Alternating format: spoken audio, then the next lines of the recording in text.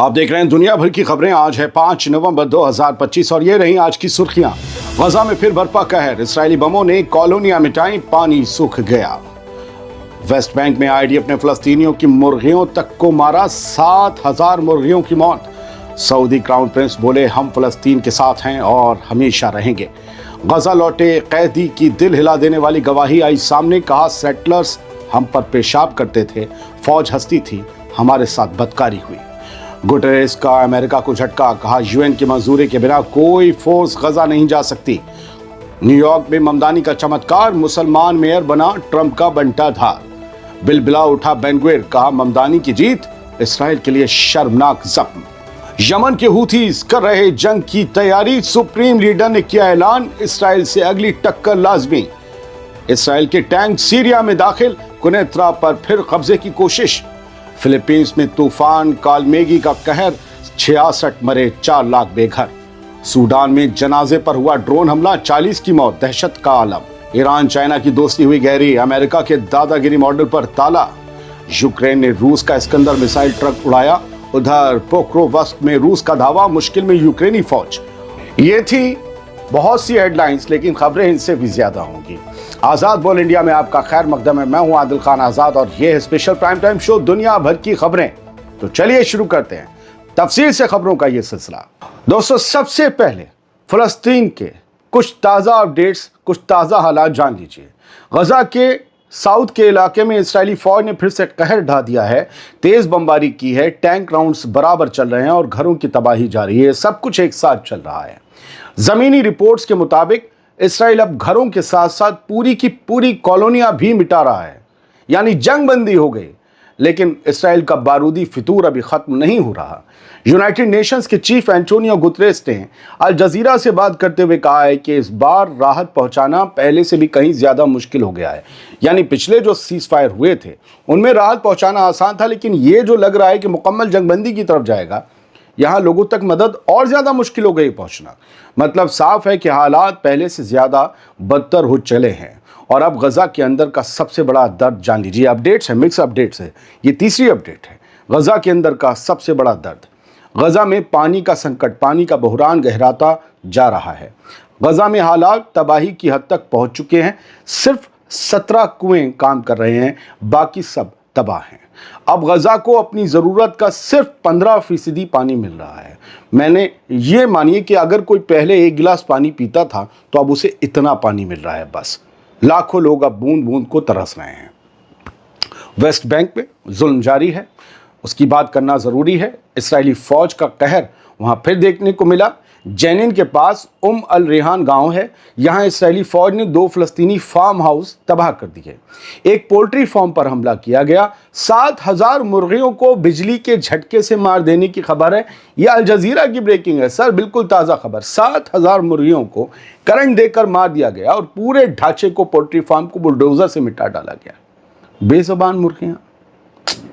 मालिक का, poultry farm के मालिक का कहना है कि उसका नुकसान 5 लाख शेकल, लगभग 1.3 लाख डॉलर से ज्यादा का हुआ। वो कहां से इसकी भरपाई कर पाएगा।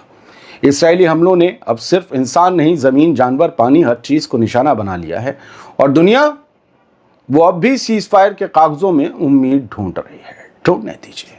बात सऊदी अरब की, जिसके क्राउन प्रिंस मोहम्मद बिन सलमान, जिन्हें MBS कहते हैं, उन्होंने फ़लस्तीन के लिए अपनी हमदर्दी फिर से दोहराई है। उन्होंने फ़लस्तीनी अथॉरिटी के प्रेसिडेंट महमूद अब्बास को ख़त लिखकर कहा है कि सऊदी अरब फ़लस्तीनी आवाम के साथ खड़ा है।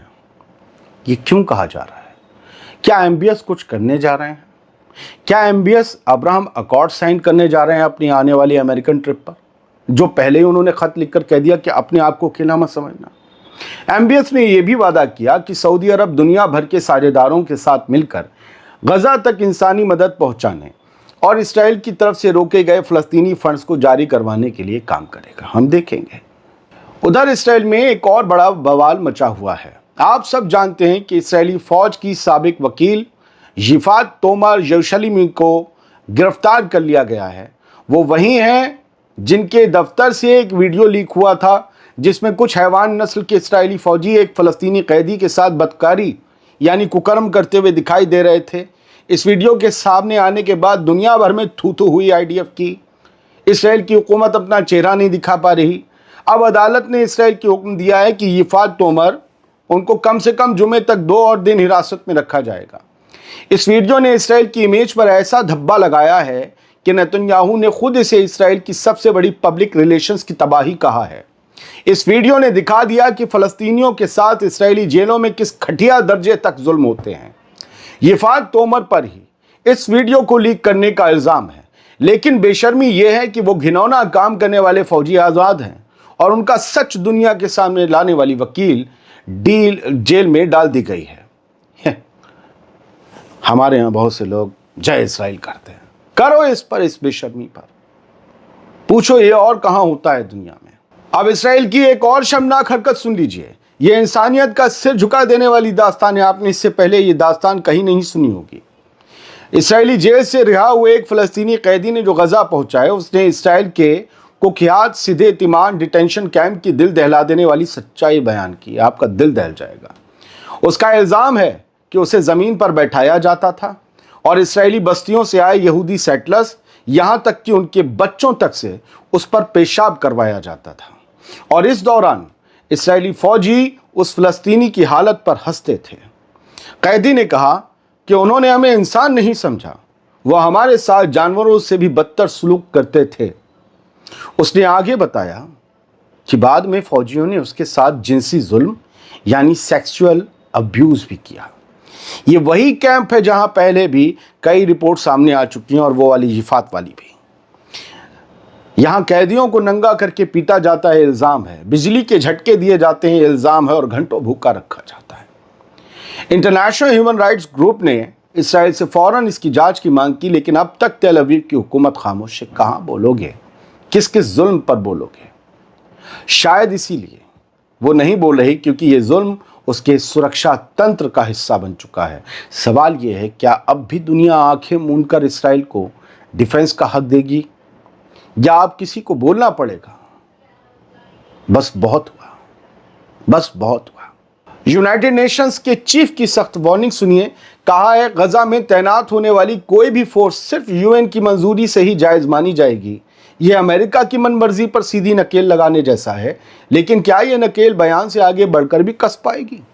यूनाइटेड नेशंस के महासचिव यानी सेक्रेटरी जनरल एंटोनियो गुटेरेस ने अल जजीरा को एक इंटरव्यू दिया और कहा, भयानक तबाही और कहत के बाद जो सीज़ फायर हुआ है वो बेहद नाजुक है। इसे कायम रखने के लिए एक इंटरनेशनल ज़मानत की ज़रूरत है।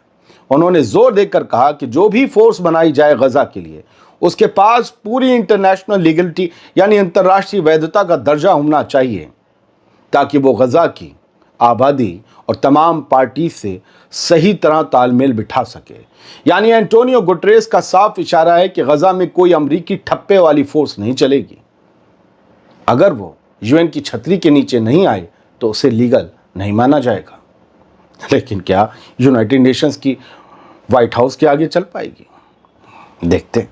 न्यूयॉर्क में ज़ोहरान ममदानी की जीत अमरीकी सियासत में एक ज़लज़ला बन गई है। अमेरिका की तारीख में पहली बार कोई मुसलमान न्यूयॉर्क जैसे बड़े शहर का मेयर बना है। ज़ोहरान ममदानी वो नाम जो अब एक शख्स नहीं, एक निशान बन गया है। ये जीत सिर्फ एक इलेक्शन नहीं बल्कि सिस्टम पर सीधी चोट है। ट्रंप के लिए ये जिल्लत की शिकस्त है। उन्होंने ममदानी को रोकने के लिए पूरी हुकूमत और पूरी ताकत झोंक दी, लेकिन ममदानी नहीं रुक पाए, उनकी जीत नहीं रुक पाई। धमकियां दी गई, बयान दिए गए, यहाँ तक कि न्यूयॉर्क के लोगों को डराया गया कि अगर ज़ोहरान जीते तो मैं फेडरल फंड रोक दूंगा। लेकिन नतीजा, न्यूयॉर्क ने जवाब दे दिया। आज पूरी दुनिया ज़ोहरान ममदानी की इस जीत को मना रही है। और ज़ोहरान ममदानी वो शख्स हैं जो फ़लस्तीन के लिए खुलकर आवाज़ उठाते रहे। उन्होंने कहा कि आवाज़ कभी दबेगी नहीं। ममदानी की जीत से फ़लस्तीनियों में खुशी है, लेकिन इसराइल में मातम पसरा है। ममदानी की जीत से बेन गुविर बौखला गया है। कहा है कि हमास सपोर्टर, यहूदी विरोधी, ममदानी जीत गया। ये जहर उगला बेन गुविर ने। ज़ोहरान ममदानी की न्यूयॉर्क के मेयर इलेक्शन में तारीखी जीत ने इसराइल के कट्टरपंथी यानी कि इंतहा पसंद मिनिस्टर इतमार बेन गुविर की नींद उड़ा दी है। गुस्से में तिलमिलाए बेन गुविर ने कहा कि ममदानी की जीत हमेशा के लिए एक शर्मनाक जख्म बन गई है हमारे लिए, जो ये दिखाती है कि यहूदी विरोध यानी एंटीसेमिटिज्म कैसे नॉर्मल समझ के लोगों पर हावी हो सकता है। मतलब इनकी समझ में अमेरिका के वोटर्स ना समझ हैं, ये समझदार है कट्टरपंथी। बेन गुविर कहता है कि ममदानी हमास के सपोर्टर हैं। इसराइल से नफरत करते हैं और खुलेआम यहूदियों की मुखालफत करते हैं। नहीं, वो इसराइल की IDF की जंगी पॉलिसी की मुखालफत करते हैं, जिसको लेकर ICC में वॉर क्राइम के केस चल रहे हैं। यानी ममदानी की जीत ने न सिर्फ न्यूयॉर्क की सियासत को हिला दिया, बल्कि तेल अवीव के सत्ता के गलियारों में भी बेचैनी फैला दी है। यहाँ जहाँ फिलहाल RR मचा हुआ है, यानी कि रेड लाइट रोना मचा हुआ है। बाकी समझ तो गए होंगे आप, तो अगर आप समझ चुके हैं तो मैं आगे बढ़ता हूँ। अब यमन से एक बड़ी खबर आ गई है। यमन के हूथीज ने जल्द ही इसराइल से जंग के आसार जताए। कहा गया है कि इसराइल से अगली टक्कर अब लाजमी है, हम तैयार हैं, तैयारी जारी है। यमन के हूथीज के लीडर, अंसरुल्लाह मूवमेंट के leader, supreme leader Abdul Malik al Houthi ने कहा है, और किसी ने नहीं, सीधे सुप्रीम लीडर ने, कि इसराइल और हूथीज के बीच नई झड़पें अब नामुमकिन नहीं बल्कि लाजमी है, यानी ये होकर रहेंगी। उन्होंने बयान देते हुए कहा कि हूथीज की फौज मुकाबले के अगले मरहले की तैयारी में है, यानी अगले फेज की तैयारी में, और हम दुश्मन और उसके हमराहों के साथ आने वाले टकराव के लिए अपनी तैयारी को बढ़ाने की अहमियत समझते हैं। ये सीधा खुला ऐलान जंग है sir. Abdul Malik al Houthi ने यह भी कहा कि जब तक इसराइल फ़लस्तीन पर कब्जा जारी रखेगा तब तक अमन और सिक्योरिटी मुमकिन नहीं। अब्दुल मलिक अल हूथी ने इसराइल पर गजा में सीज़ फायर तोड़ने और इंसानी मदद रोकने का भी इल्ज़ाम लगाया। पिछले कुछ महीनों में इसराइली हमलों में हूथीज की फौज के कई सीनियर अफसर मारे गए हैं, जिनमें चीफ ऑफ स्टाफ मोहम्मद अब्द अल करीम अल गमारी और हूथी हुकूमत के वजीर आज़म, प्राइम मिनिस्टर भी शामिल हैं। ये भी तो मारे गए थे। दोस्तों, ये नई धमकी बता रही है, ये नई वार्निंग बता रही है कि हूथीज अब इंतकाम लेने के मूड में हैं, यानी फिर रेड सी में बड़ी हलचल देखने को मिल सकती है और निशाना बन सकता है तेल अवीव और इसराइल के कब्जे वाला इलात पोर्ट। इसराइली फौज आज फिर सीरिया में दाखिल हो गई। कुनैत्रा में बाकायदा टैंक लेकर घुस गई। अल-शरा कहाँ है? सीरिया की सरकारी एजेंसी सना के मुताबिक इसराइली फौज ने सीरिया के जुनूबी इलाके कुनैत्रा में दखल दिया है। 2 टैंकों और 4 फौजी गाड़ियों के साथ जुब्ता अल खशब नामी कस्बे में घुसकर एक चेक पोस्ट भी बना ली IDF ने वहाँ। सीरिया ने इस कदम की कड़ी मजम्मत की है और क्या कर सकते हैं, और कहा है कि वो अब भी 1974 के डिसएंगेजमेंट एग्रीमेंट पर कायम है, वही समझौता जिसने दोनों मुल्कों के बीच बफर जोन तय किया था। सीरिया का कहना है कि पिछले दिसंबर से अब तक इसराइल 1000 से ज़्यादा बार हवाई हमले और 400 से ज़्यादा बार ज़मीनी हमले कर चुका है। फिर अल-शरा की हुकूमत ने एक बार भी जवाब नहीं दिया। फिलहाल सीरिया के सदर अल-शरा व्हाइट हाउस में ट्रंप से मिलने की तैयारी कर रहे हैं और क्रीम परफ्यूम वगैरह पैक करने में शायद मसरूफ़ हैं। अब बात फिलीपींस की, जहां एक नेचुरल डिज़ास्टर देखने को मिला है। यहां तूफ़ान कालमेगी ने ऐसी तबाही मचाई कि 66 लोगों की मौत हो गई, 4 लाख लोग बेघर हो गए। तस्वीरें खौफनाक हैं। फिलीपींस में आसमान से मौत बरसी। टाइफून कालमेगी ने मुल्क के कई हिस्सों को मलबे में बदल दिया। 66 लोग मारे गए, 26 अब भी लापता हैं, 4 लाख से ज़्यादा बेघर हो गए। राहत कैंपों में उन्हें पनाह लेनी पड़ी। फिलीपींस की नेशनल डिजास्टर मैनेजमेंट काउंसिल के मुताबिक मौत का आंकड़ा बढ़कर 66 तक पहुंच गया। इसमें वो 6 हेलीकॉप्टर रेस्क्यू टीम के मेंबर भी शामिल हैं जो मंगल को सर्च एंड रेस्क्यू मिशन पर निकले थे, लेकिन उनका हेलीकॉप्टर क्रैश हो गया और वो बेचारे मारे गए। सबसे ज़्यादा तबाही फिलीपींस के सेंट्रल विसायस इलाके में हुई, जहां तूफान ने पूरे इलाके को पानी, मलबे और बर्बादी में डुबो दिया। अब तक 11 लाख से ज़्यादा लोग इस तूफ़ान से मुतासिर हुए हैं।